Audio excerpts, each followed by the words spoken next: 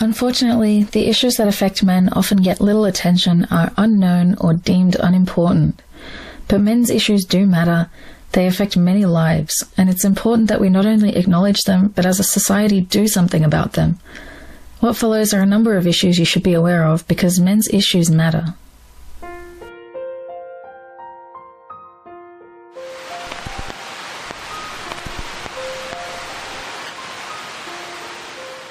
Yes, it is. So why are nearly 50% of domestic violence victims denied care and resources? Men who have suffered from domestic violence have extremely limited options and little to no community support.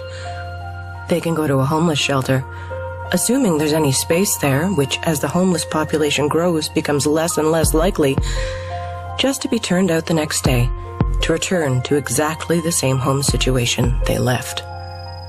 Homeless shelters do not offer the necessary targeted services domestic violence shelters do, and can often be violent in their own right. So we as forward-thinking and compassionate beings cringe at the idea of sending battered women to a general homeless shelter, but it's fine to send battered men there. Domestic violence shelters are not standalone entities. They partner with community health, legal services, the police, social workers, and housing offices. They are zoned, inspected, government approved, and intended to provide both short and long-term care plans through referrals. Criticism of advocacy for more men's domestic violence shelters, or any at all, often ends with, "Why don't you just do it yourself?" As though it were that easy. Aaron Pitsey and Earl Silverman could tell you why it isn't that easy. Well, Earl can't. After successfully opening the only dedicated men's shelter in Canada, he was forced to close its doors because of lack of financial backing and took his own life shortly thereafter.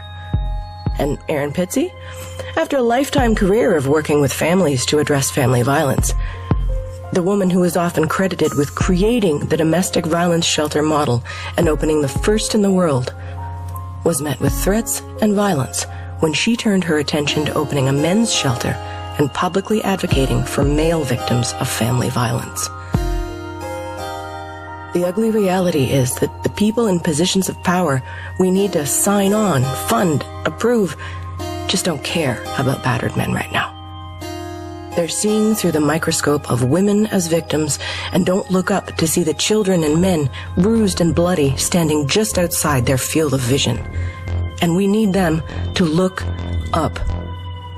And that means we need you to, because you and your family and your social circle may be the counselors and mayors and legal representatives and police officers who someday find that piece of paper in front of them to sign on, to open a men's shelter and give battered men the same care and compassion we already give battered women.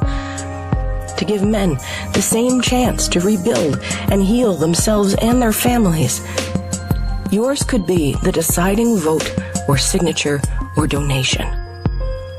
If you care about battered women and you care about the children affected by witnessing or experiencing this violence, if family issues matter, then men's issues have to matter too. Men's issues matter. Is homelessness a men's issue? Oh gosh darn it, I forgot. Men had no issues, but allow me to take a couple of minutes of your time to contend that. Let's start with pointing out the single fact easiest to observe and prove, and that is that men are the majority of the homeless. How much of a majority? Well, depending where on the globe you look and who you ask, the estimates range from 60 to up to 80%. The U.S. Integrity Council on Homelessness estimates that of the chronically homeless, 75% are male. 1/3 of those are veterans. In case you're wondering, 97% of the homeless vets are male. In Australia, roughly 2/3 of the homeless sleeping rough are men, even though they're 56% of the homeless according to the statistics. In the UK, in 2011, the housing charity Crisis found that 84% of the hidden homeless are male. In the latest Chain, Combined Homelessness and Information Network, figures suggest that 9 out of 10 people sleeping rough are men. Of course, there are many reasons for this, and though I can't go through all of them in a short little segment of a collaboration video, I can list a few. There is a big lack of domestic violence shelters for battered men. According to Mankind Initiative, in UK refuges and safe houses, there are 33 spaces dedicated to male victims of domestic violence, of which 18 are for gay males only, compared to around 4,000 spaces reserved for females. Programs dedicated to supporting veterans are severely underfunded. There is lack of services for men with mental illness. There is a lack of services for men with drug and alcohol issues. When confronted with the fact that their own research found that the majority of the homeless people who don't receive support for mental health problems, physical health problems, problems with drug use, problems with alcohol, and stopping smoking, are male. The spokesman for Homeless Link in the UK said that homeless men are more likely than women to say they don't need support. And it's a mixed picture in terms of those people saying that they would like help but don't currently get any. I'm going to let that sink in for a bit. Some of them say they don't want help, and that's why we don't give them any. By the way, did anyone else notice the pattern of lack of social services, or is it just me? Because there is a bigger picture here.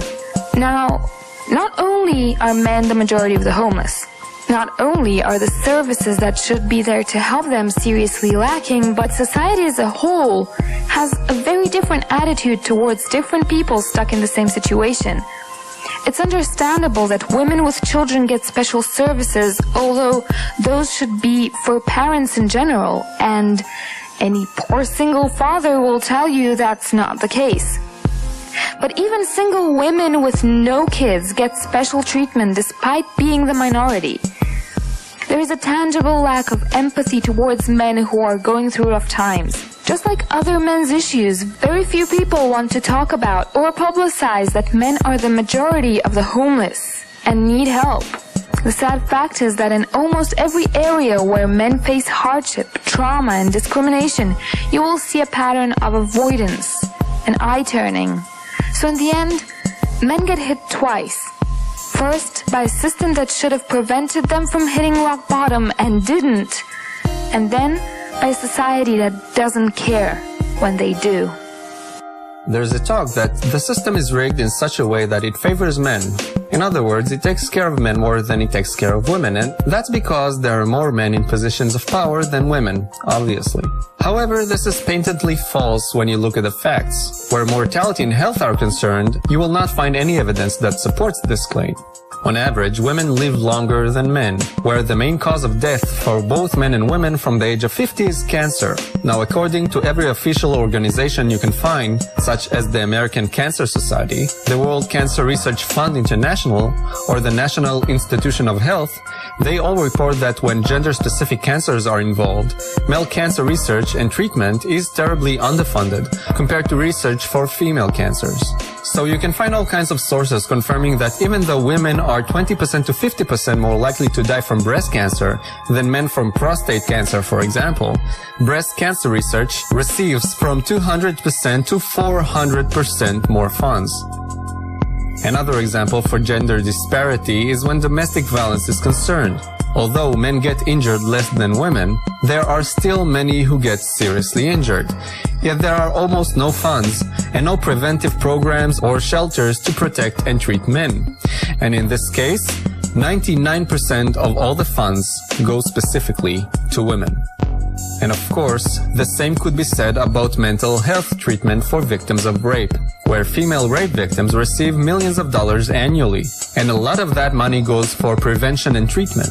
Male victims, however, get virtually no funds, and not only there are no prevention programs, the number of male, that's men and boy, rape victims is for all intents and purposes unknown, as in some places males cannot be considered the victims of rape, and therefore there is no research to find out what the actual numbers are. In places where they do conduct this research, it has been shown that these numbers are quite significant, and yet no programs are available.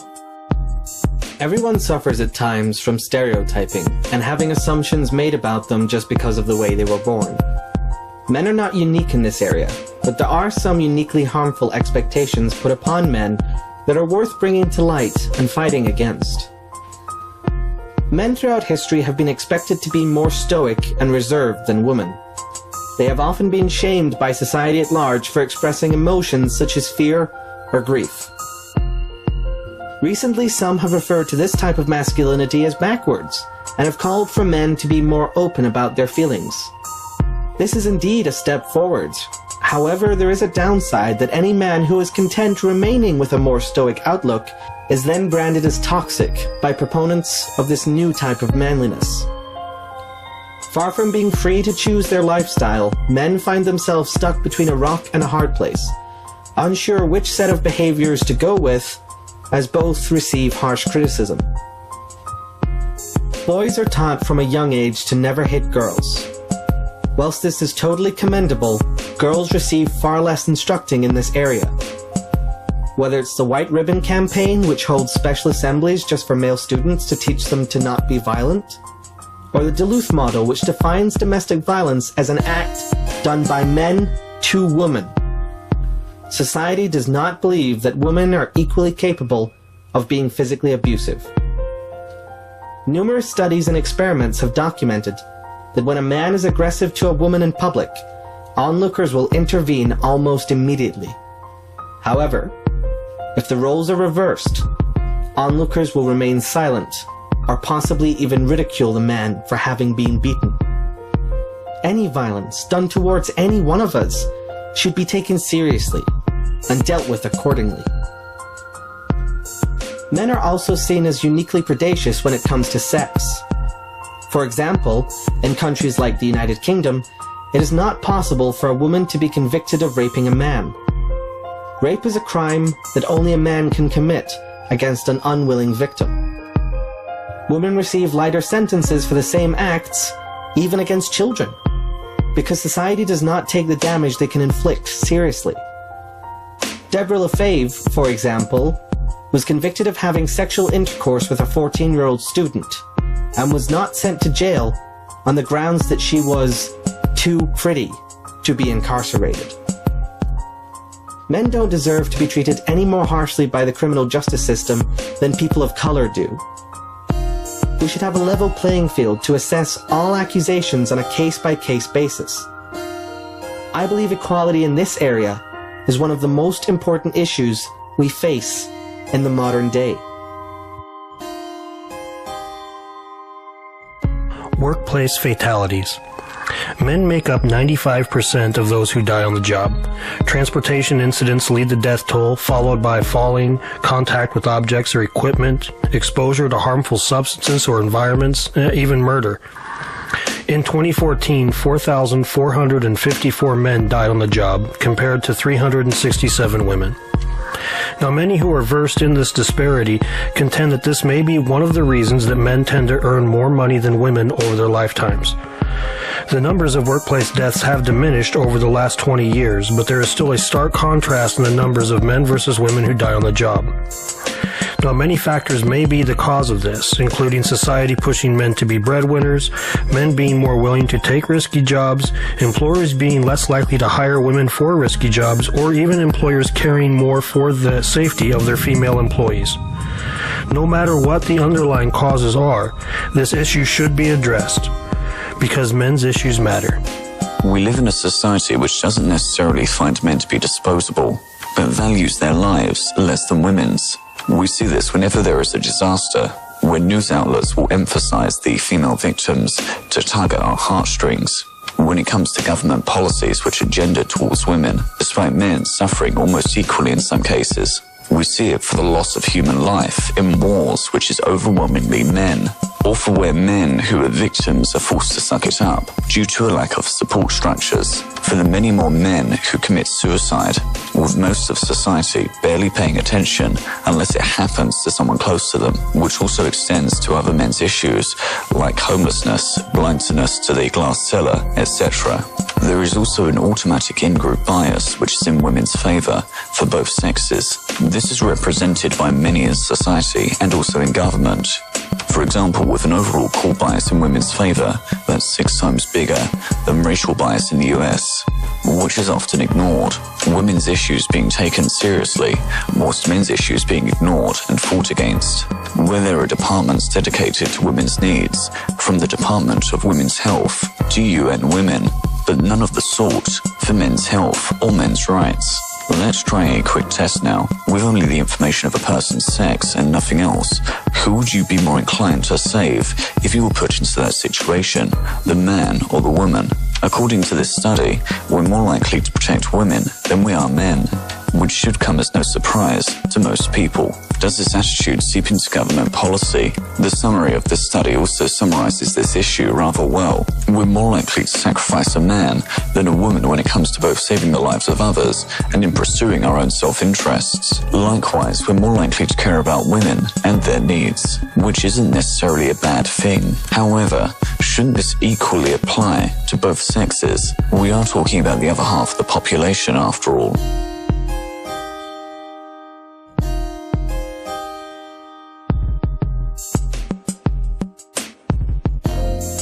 Please feel free to mirror this video or share it on Facebook and Twitter.